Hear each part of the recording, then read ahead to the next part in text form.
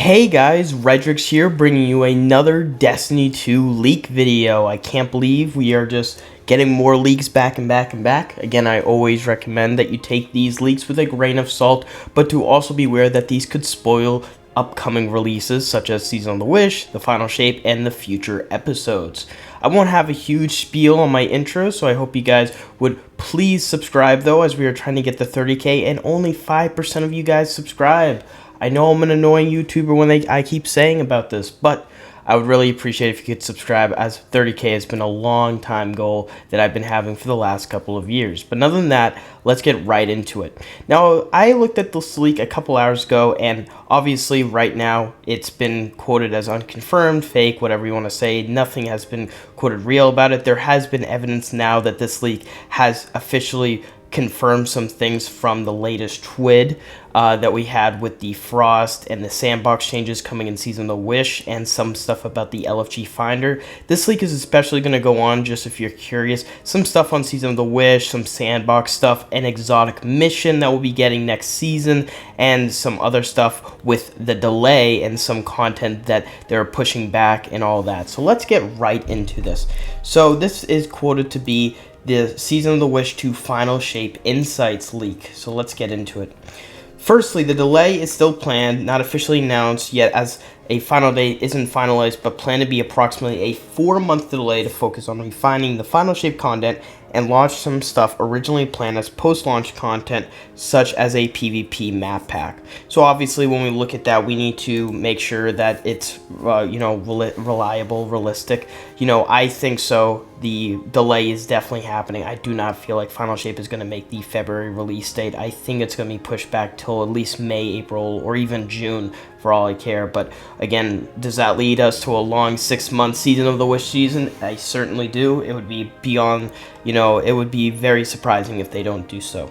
Now, with that being said, let's get into Season of the Wish. Now, we talked about a lot of this in the last couple of days. I think you guys have a big, sort of a huge picture of what this is really going to be like. But yeah, let's cover some stuff though in this one that has a little bit different things. There will be 2 new activities, one standard 6-player matchmade activity, codenamed the Hatchery. The other is a more original for Bungie, being a test for a horde mode in the Ascendant plane, maybe something similar to the Altars of Summoning that we got in this season that I think has gotten a good reception.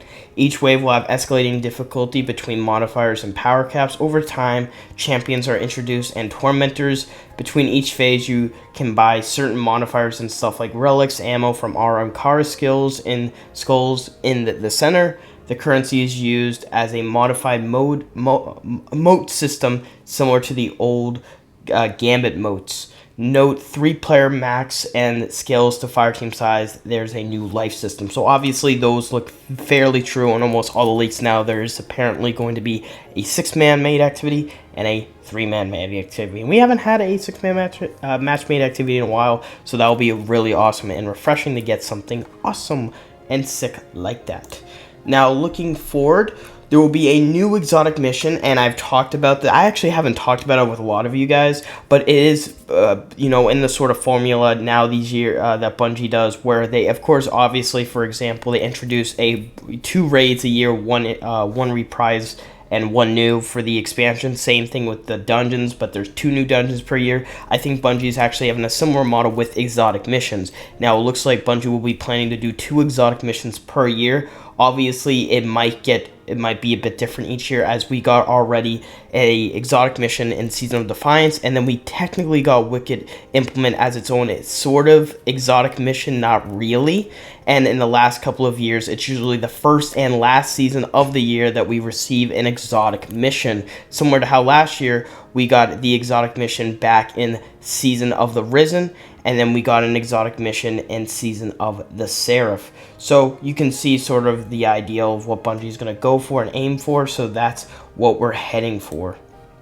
Now, this new exotic mission will reuse assets from the Shattered Throne. Think Seraph Shield reusing the Deepstone Crypt assets, has something to do with some sort of maze. So that's really cool. Again, I'm hoping that there is going to be an exotic mission, and I think they'll blast it out of the ballpark anyway. I love Seraph Shield last year, so hopefully we can get some sort of style and sort of quality as that got last year. Now there will be a new dungeon, Scorn on Exodus. Now this is interesting because this is kind of like the only thing that's a bit out of the ordinary, because all the dungeon leaks we received is more about the Dreaming City. This one says that that the Scorn is preventing us from securing the Harbinger located there. Audio recordings from Cade includes a tough dual boss fight between two tormentors at once, being more close quarters to others being range focused, starts on surface in the storm and proceed to descend into a cave system. So obviously many will probably say that this is fake, and again, time will tell. I would love another sort of Dreaming City dungeon, but again, if they really want to go and put Enceladus into a dungeon because they're hinting at Cade for the final shape, then go and do that. It is Scorn, and I don't think we've had a Scorn dungeon to my belief. Let me know if we did. I don't think we have. So if they want to do a Scorn dungeon, they obviously can, but we just read up that they might make a Scorn dungeon for the Revenant episode that will be coming later on next year. So maybe this will be something that they push back. Time will tell. Now apparently Vault of Glass crafting has been added. Now I know there's been a lot of changes with raids recently where they're adding the red borders for some of the raids, and they're doing some changes to it. So it looks like that we might get this. This doesn't seem too far off. Apparently the delayed content will now include more major stasis changes for aspects and a new verb, Frost. Now we obviously talked about that. Well, we haven't actually talked about that in the TWID that came out today. Frost was actually hinted at, and they are actually doing a sneak peek for more of the Frost verb going forward, and they will tweak stasis as time progresses in the future. So we are gonna likely see that. Frost armor works similar to Widow's Wine for those familiar, where enemies that damage you in close proximity while you have Frost armor will become slowed. Your melee abilities slow stacks. Really interesting stuff, and I think stasis will get some more love this year, and I can't wait to see what Bungie does with that. So the additional catalysts are going to be released, and they're all going to focus on the remaining Forsaken exotics with no catalyst, being the ones that the devs talk about, that includes the Last Word, Truth, Queenbreaker, Chaperone, and Wave Splitter. Now, obviously, Last Word, this is going to be awesome if they do so. I know next season, in a week, guys, less than a week, we get the Thorn Catalyst after all these years. So it already looks like Bungie is probably going to focus on Year 2 exotics, and then there might go into, okay, next year maybe next year or season will focus on Year 3 exotic catalyst, and then Year 4 and etc. I know every time they add an exotic now into the database, they always add a stock photo of some we're going to make a catalyst maybe sometime in the future. It's just like redacted catalyst. So it looks like Bungie plans to add a catalyst for all the upcoming exotics going forward, but time will tell on when those will release. But it looks like Bungie will focus on the Forsaken exotics for the Final Shape year. Now, note 1K voices and Wishender being raid and dungeon exotics are part of a different ongoing situation for raid and dungeon exotic catalysts. So even thinking about a 1K exotic catalyst, which I talked about years ago in a video a while back, like back in 2019, I started for 1K exotic catalyst, and it was like the first time that they were adding catalysts to some of the old weapons. And obviously nothing happened, but if that's the case where they want to add Wishender and Forsaken exotic catalysts, raid and dungeon exotic catalysts, what would that be like? Will they make some more challenges in those according activities and raids and make players go back and do them for the catalysts? Who knows? Time will tell. Garden weapons are going to be craftable. There's going to be big weapon updates. Weapon perk enhancement expended scope initially applies to all current adept weapons. With next step in the Final Shape to be added to all non-craftable weapons. Now that's really cool. I think a lot of people want to expand on the weapon perk enhancement, and that will be really cool to apply to all current adept weapons and then to everything that's non-craftable. Moments of Triumph is coming back. Obviously, you guys know this. For 3 weeks, all raids are treated as a featured raid or dungeon with all challenges and master difficulty active and fully farmable. Devs are working on adding master mode to all current raids and dungeons to launch alongside this at the moment. So I don't actually know if it's gonna launch tomorrow on Tuesday. The Moments of Triumph. I believe I was looking back and see on the Seraph and Moments of Triumph launched last year on the same day. It might, but with the delay, they might push it back a little bit further. I know the Dawning will be launching in like 2 to 3 weeks, 4 weeks, maybe, yeah, about like in a month or so. So we'll have that already in December. So who knows if they're gonna push it a little bit back? But I think they're gonna have something to do with it next season. Now, going into the Final Shape stuff, this does say that there's going to be 7 launch campaign missions, with the 8th launching post-raid. This is obviously confirmed. And then this is saying raid is 5 encounters, with 3 dedicated to a multi-phase boss fight with the Witness. Now, this is kind of being like sort of the standard we've been seeing in a lot of leaks now. We were talking about back in the day that it was going to be 3 encounters, 2 jumping puzzles, and like 1 other Sparrow section, and it was going to be like that. But now I'm being told that there's 5 encounters, 1 small one, and then 3 that are going to focus a lot on the Witness, 2 jumping puzzles, 1 Sparrow. So we might be getting something like this. I just been told that they are really not holding back with this raid after the Root of Nightmares and after the feedback that they got from Crota Zen. They really want to have this raid go out of the ballpark, and I could really see them do that. If I was going to say, if they were going to over-deliver, just on my opinion, on any piece of content, the raid would serve definitely as probably the piece that they really want to over-deliver for the Final Shape expansion. That's just me. If I was the game developer, game director of Destiny 2, what would be the piece I would over-deliver? I would do the raid. But again, I can't. We don't know if that. Okay, looking forward, we're going to go into the supers. Now, in addition to the 3 revealed supers and aspects that we got in the Final Shape, there will be 6 remaining aspects for all light subclasses that are being moved forward in an effort to make Final Shape great, not good. These were planned to launch in Revenant and Heresy. So, holy crap. So, obviously, with the Darkness subclass, controversy, criticism, whatever you want to say, if a 3rd Darkness subclass will happen in the year of Final Shape or on Final Shape, at least we can say that it looks like they're really going to go balls to the wall on these subclasses, the new supers, basically, because for it to be 2 new aspects, I would believe, for each of the, new supers, Void Arc and Solar, and then adding like 3 to 4 more aspects, you're going to get yourself one of the you would be able to customize that class to like crazy amounts, because obviously with the subclasses we have now, you have 2 to 3 aspects. Just imagine another 3 or 4 aspects plus new fragments that will be launching on a annual release every year. That would make those subclasses even more powerful. And already I've been seeing a lot more people actually being down with these new supers being more powerful than that they thought, from first impressions as we saw in the reveal. Now a lot of people are actually getting really excited off them, and I gotta admit, I've been more excited for the supers than I was 3 months ago. But again, time will tell. I obviously will say that a lot, but that's what I have to say. Now, some weapon stuff. The Traveler Beam Trace Rifle is a kinetic one. This is different from the other leak that said it was going to be a Strife or Strand Trace Rifle. Golden Gun is going to be the Golden Gun Sniper Rifle, is the post-campaign exotic led by Cade, who puts his own light into the sniper, which we would definitely see since he cannot leave the Pale Heart. Kvosov is a new craftable exotic. I could see all these 3 really being true. I know this is just a leak we just saw. I could really see this, though. Traveler Beam Exotic, that could be an exotic quest. The Golden Gun Sniper Rifle, that's such a thing that they would do for Cade for like a post-campaign thing. And then Kvosov being a craftable thing, this would be good for the new lights. Definitely, I could see that.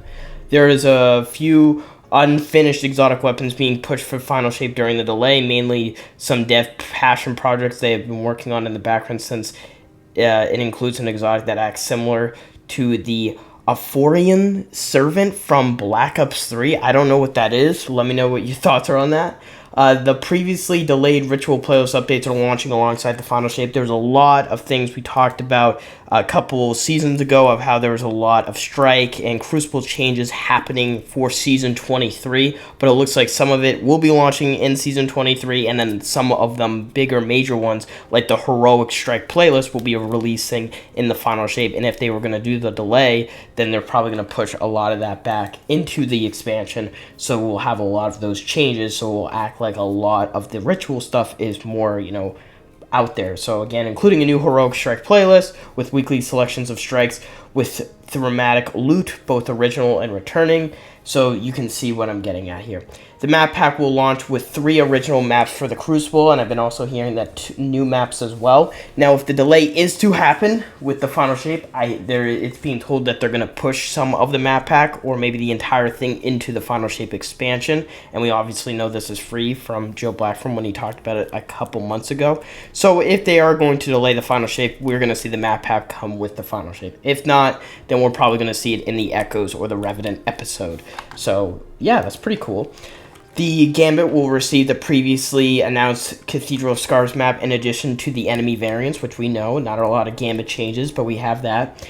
Dares and Zur will be getting a rework. All Ritual players will now drop strange coins in addition to Dares. Again, similar to the 30th anniversary period, Zur will now sell Ritual playlist catalysts for ciphers on a weekly basis in an effort to help people gain the old Year 1 catalyst with awkward drop rates.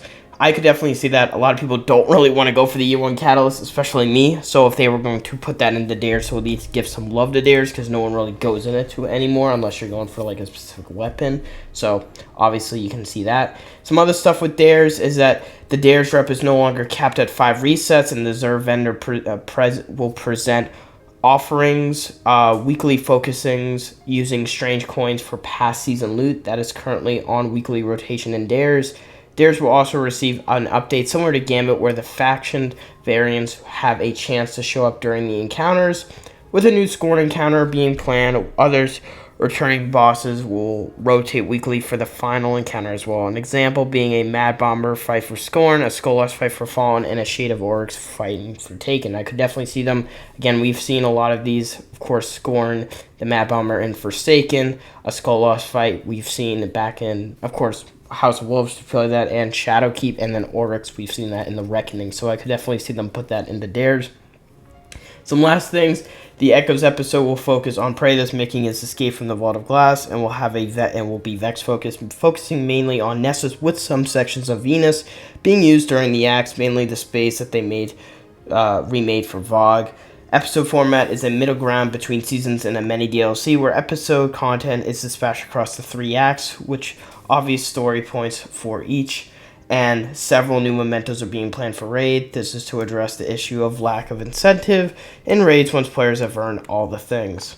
So, stuff to think there.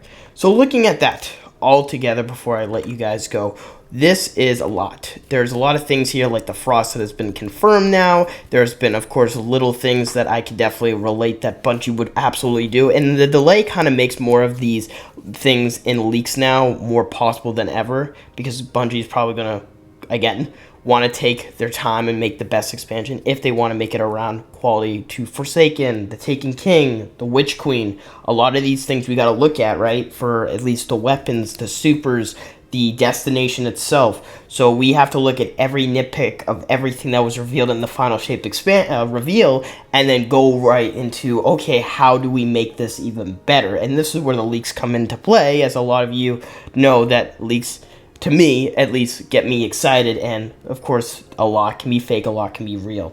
So we again have to take a grain of salt. But looking at all of this, there is a lot of stuff here that just makes the list even longer. And it kind of makes me more, hope for it that there is a delay, because the delay will make the expansion, I think, better, obviously. And I'm hoping that we get a delay announcement soon. But time will tell, obviously. I hope you guys enjoy. I'll see you guys in the next one. Love you guys.